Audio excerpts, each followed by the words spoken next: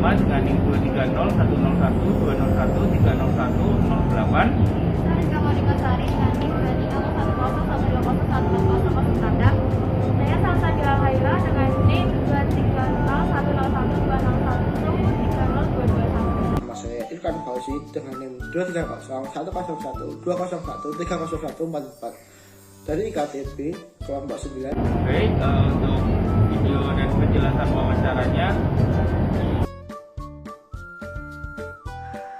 Praktik wawancara 2 dilaksanakan di peternakan milik Bapak Romi, yaitu peternakan Subuk Makmur yang berada di daerah Bulusan dengan komoditas ternak ada kambing, domba, dan sapi potong.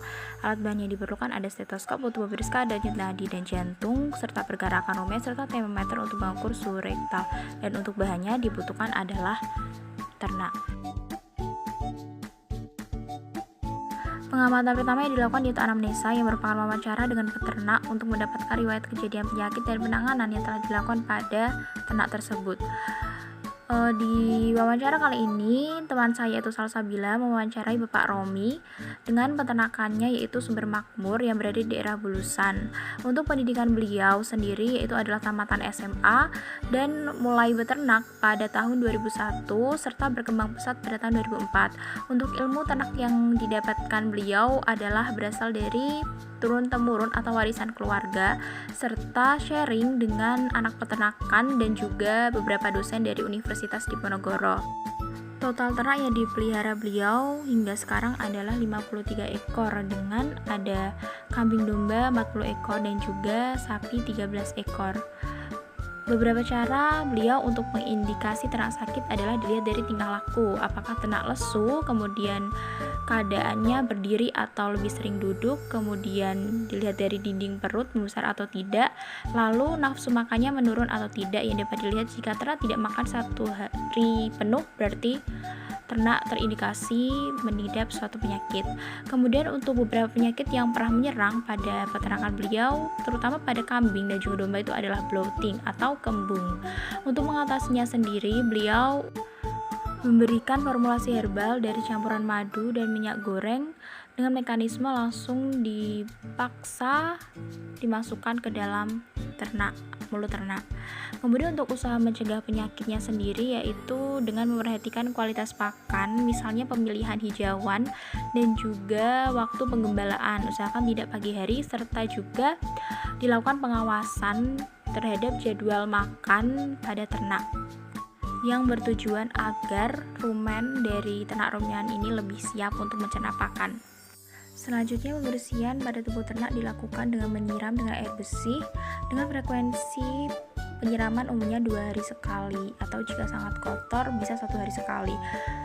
Untuk membersihkan kotoran yang ada di sekitar kandang ternak itu dengan diserok dengan scrub, lalu pembuangannya ditimbun di dalam tanah dan umumnya digunakan sebagai pupuk tanaman.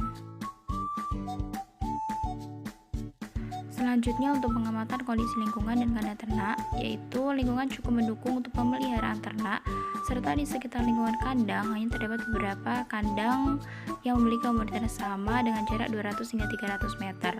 Untuk sifat bangunan kandang sendiri permanen dan sumber air yang mencukupi kebutuhan air dan juga sanitasi berasal dari sumur titis yang mudah diakses. Lalu untuk kondisi saluran pembuangan kurang ideal dan beberapa tanaman yang ada di kandang seperti odot, gajan, dan juga leguminosa serta rumput lapangan.